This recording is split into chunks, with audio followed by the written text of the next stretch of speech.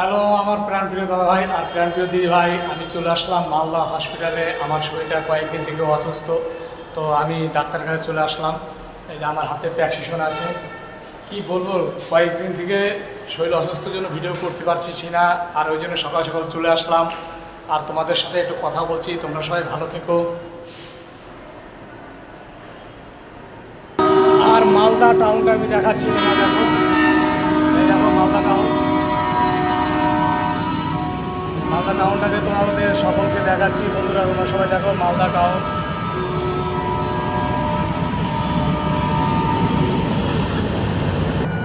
আর এখানে আমি দাঁড়িয়ে দাঁড়িয়ে তোমাদের সাথে কথা বলছি।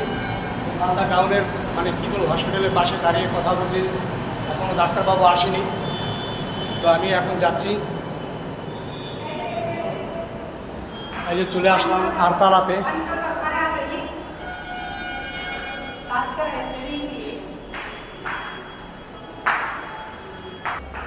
ডাক্তারবাবু বসবে 9তলাতে, আমিও যাচ্ছি 9তলাতে।